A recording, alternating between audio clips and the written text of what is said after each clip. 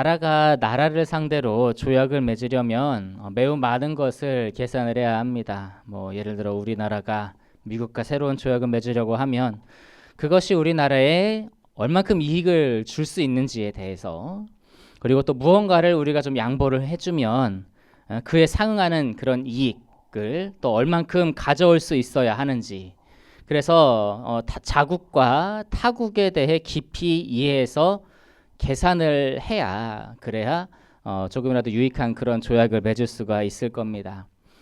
조약뿐만 아니라 전쟁을 할 때도 그렇죠.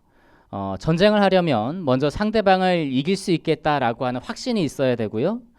그리고 다른 나라나 다른 세력이 이제 도울 때의 변수도 고려를 해야 하고, 또 전쟁에서 이기더라도 피해는 얼마나 입을 것인지, 그래서 이제 전쟁이 과연 득이 될 것인지 뭐 이런 것들을 면밀하게 따져서 생각을 해 보아야 할 겁니다. 그러니까 전쟁 이면에도 수많은 계산들이 들어가 있는 거죠. 우리가 살아가는 것에도 많은 계산이 필요합니다. 내가 이 선택을 할 때에 이 선택이 옳은지, 선택의 기로에서 어떤 선택이 나에게 유익이 되고 어떤 것이 안정적인 선택이 될지, 우리는 그러한 것들을 잘 계산할 필요가 있죠. 사울에게서 쫓겨다니던 이 다윗이요, 거주할 수 없는, 사람들이 거주할 수 없는 그 아둘람 굴에 가서 거주를 시작을 했습니다. 다윗의 주변에는 환난 당한 자, 빚진 자, 그리고 마음이 원통한 자들이 모이기 시작을 해서 어느덧 이제 600여 명이나 되는 그러한 사람들이 공동체를 이루었습니다. 그들이 힘을 합쳐서 하루하루를 어떻게 살아가고 있는데, 인근에 있는 그일라라고 하는 성읍에서 블레셋의 침공을 받습니다. 다윗은 그 지역 사람들이 이제 공격을 받고 있다라고 하는 소식을 듣고 그 마음의 안타까움을 느낍니다. 이전 같으면 그냥 자신이 군대를 이끌고 가서 블레셋과 싸우면 될 일이었어요. 그런데 이제는 사울 곁에는 다윗과 같은 사람도 없고, 또 그리고 사울도 작은 성읍이 블레셋에게 노략당하는 것을 글쎄요, 신경을 쓰지 않는 건지 신경을 쓸 여력이 없는 건지 어떤 신경을 쓰지 않고 있습니다. 그래서 그일라를 도와주는 손길이 없는 거예요. 자, 이 일에 대해서 다윗은 어떻게 결정을 내리고 어떤 선택을 하고 있을까요? 우리 본문 2절 말씀 같이 한번 읽어보시겠습니다. 자, 2절 말씀 같이 보시겠습니다. 시작. 이에 다윗이 여호와께 묻자와 이르되 내가 가서 이 블레셋 사람들을 치리이까? 여호와께서 다윗에게 이르시되 가서 블레셋 사람들을 치고 그일라를 구원하라 하시니. 다윗은 지금 이 상황을 두고 하나님의 뜻을 여쭙고 있습니다. 어려움을 겪고 있는 그일라 사람들을 도와주는 것은요, 누가 봐도 선한 일입니다. 그러니까 선한 마음, 선한 뜻을 가지고 선뜻 그일라를 구원하러 가자라고 그렇게 결정할 수도 있는 일이에요. 그런데 다윗은 자기가 할 결정이 선해 보이는 결정임에도 불구하고 어떻게 해야 할지를 하나님께 먼저 묻고 있습니다. 하나님께서 그일라를 이제 구하러 가는 것을 기뻐하실 것이라고 하는 것을 다윗도 잘 알고 있었을 거예요. 그럼에도 스스로 결정하지 않고 하나님께 그 여부를 여쭤본 것은 다윗이 자기의 주권을 하나님께 온전히 내어드린 사람이다 라고 하는 것을 알게 해주는 대목일 겁니다. 다윗이 하나님께 이 일을 여쭤보니까 하나님께서는 예상대로 블레셋 사람들을 치고 그일라를 구원해라 라고 그렇게 응답을 하셨어요.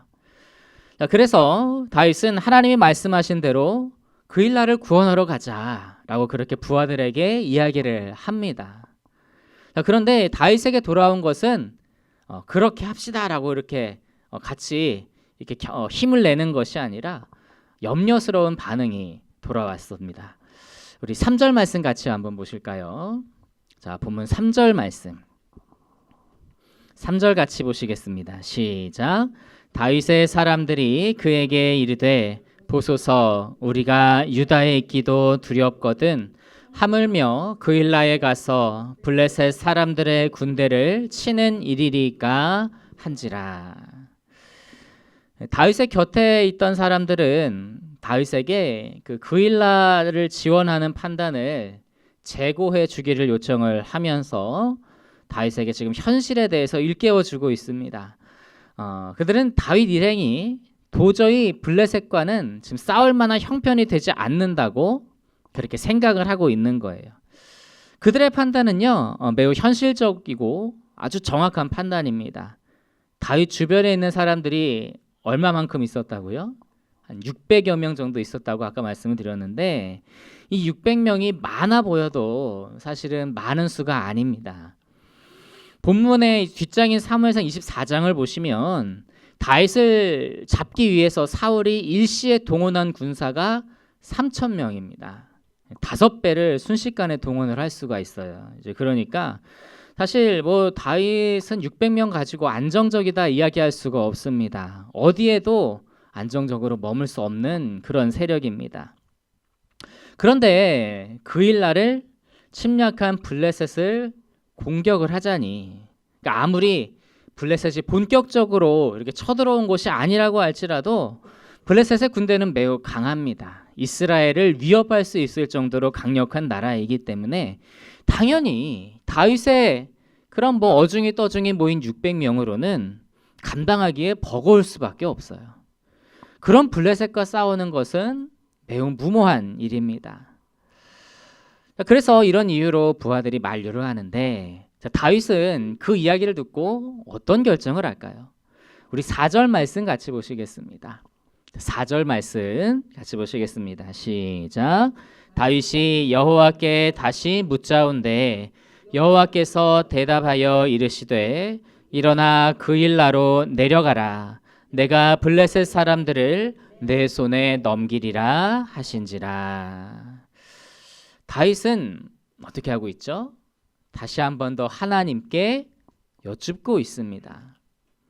자기들의 현실을 직시하면 그일라 사람들이 너무 딱해도 그래도 도와줄 형편이 아니라고 하는 것이 명확합니다.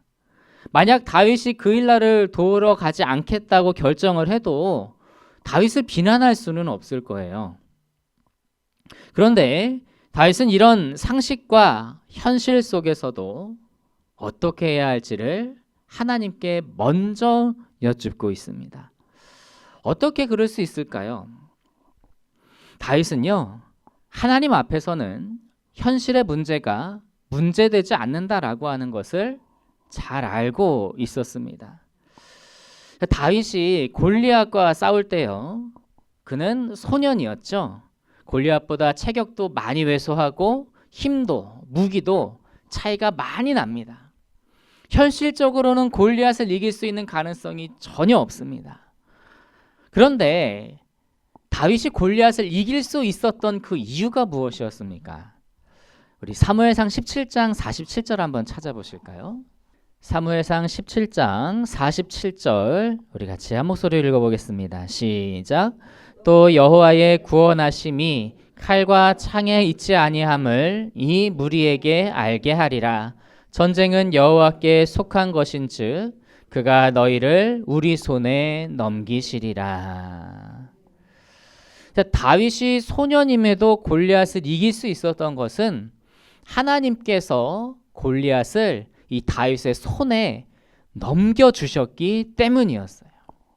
그것을 경험했던 다윗은 이런 사실들을 잘 알고 있는 거예요. 그래서 다윗은 부하들의 그런 인간적인 계산법을 따르지 않고요, 지금의 상황을 믿음으로 계산했습니다. 모든 주권을 다 하나님 앞에 올려드리고 하나님의 뜻을 따르기로 결정을 한 겁니다. 그러니까 하나님께서 뭐라고 응답하세요? 내려가라. 내가 블레셋 사람들을 너의 손에 넘기리라 라고 말씀하십니다. 이전에 골리앗을 그의 손에 넘기셨듯 블레셋을 그의 손에 넘기겠다고 그렇게 말씀을 하세요. 그래서 다윗은 그 하나님의 말씀에 힘입어서 그일라를 구하기 위해서 출정을 합니다. 사람의 계산이 아니라 믿음의 계산을 따른 거죠. 자, 그러니까 어떤 결과를 맞이합니까? 우리 5절 말씀 같이 한번 보시죠. 본문 5절 우리 같이 읽겠습니다. 시작. 다윗과 그의 사람들이 그일라로 가서 블레셋 사람들과 싸워 그들을 크게 쳐서 죽이고 그들의 가축을 끌어오니라. 다윗이 이와 같이 그일라 주민을 구원하니라. 아멘. 다윗은요 블레셋과의 전투에서 크게 승리했습니다.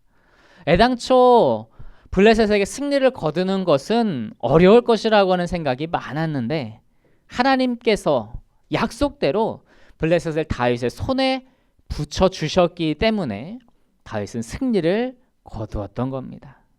게다가 전투에서 승리한 것뿐만이 아니라 블레셋의 가축까지 전리품으로 획득을 하게 되었습니다. 사람의 계산법을 따르지 않고 믿음의 계산법을 따라 자기 주권 하나님께 드리고 하나님의 뜻을 따랐더니 작은 승리가 아니라 큰 승리를 거두게 되었던 것입니다. 여러분은 여러분 앞에 있는 문제를 어떤 계산법으로 이렇게 접근하고 계십니까?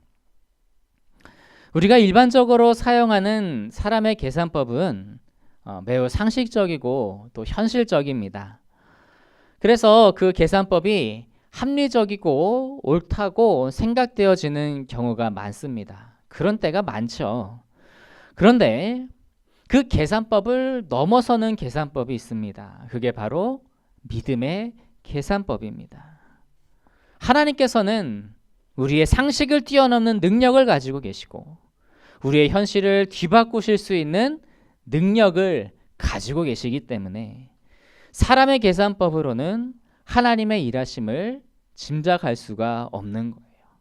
오직 믿음의 계산법만이 하나님의 일하심을 보게 된다라고 하는 것입니다. 예수님께서 자신에게 나온 사람들을 가르치실 때에 어느 날이 저물어 이제 무리들을 먹일 것이 필요했습니다. 그때 제자들은 그들을 이제 마을로 돌려보내서 식사 문제를 알아서 해결하게 하자고 그렇게 건의를 했습니다. 그때 예수님께서 그들에게 하신 말씀은 너희가 먹을 것을 주라라고 하는 말씀이에요. 남자가 5,000명, 여자 어린아이들 합하면 추산 2만여 명을 바라볼 수 있는 엄청난 인원인데 도저히 12 제자들이 자기 것을 나누어 줄 수 있는 그런 형편이 못 됩니다. 그들의 수중에는 돈이 없고요. 그들이 가지고 있는 음식은 어떤 어린아이가 갖고 온 보리떡 5개와 물고기 2마리 뿐이었기 때문이죠. 아직까지 사람의 계산법이 익숙했던 제자들은 아무것도 이해할 수가 없었고 아무것도 할 수가 없었습니다. 그때 예수님께서 이 보리떡 5개와 물고기 2마리를 가지시고 하늘을 향하여 축사하신 뒤에 떼어서 나누어 주기 시작하십니다. 놀랍게도 한 사람에게 나눠준 뒤에도 양이 줄어들지 않아요. 2사람, 5사람, 10사람에게 나누어 주어도 끊임없이 보리떡과 물고기가 나오더니 결국 그 많은 무리들이 그 모든 것을 나눠 먹고 남은 것을 거두니 12바구니나 거두게 되었다라고 하는 것이죠. 이처럼 하나님의 일은 사람의 계산법으로는 계산할 수가 없습니다. 하나님은 그분의 능력으로 일하시는 분이시기 때문에 우리는 믿음의 계산법으로 하나님의 능력을 신뢰하고 그 뜻에 순종해야 할 뿐인 줄 믿습니다. 그러니 사랑하는 성도 여러분, 우리에게 다가온 문제를 사람의 계산법으로 바라보지 마시고 믿음의 계산법으로 바라보게 되시는 저 여러분들 다 되실 수 있기를 간절히 소망합니다. 내 상식과 내 현실 감각으로 그 문제를 해결하려고 하는 것이 아니라 먼저 하나님 앞에 기도함으로 이 문제를 올려드리고 그리고 하나님의 응답대로 하나님의 약속대로 그 말씀을 따를 수 있게 되기를 원합니다. 그리하면 하나님의 무한하신 능력이 우리 삶 가운데 얼마나 놀랍게 나타나는지를, 그 문제를 얼마나 놀랍게 해결하시는지를 우리가 경험하게 될 줄로 믿습니다. 그 모든 것들을 우리 삶에서 직접 경험할 수 있는, 그것을 우리의 삶으로 직접 간증할 수 있는 저와 여러분 되실 수 있기를 간절히 소망합니다.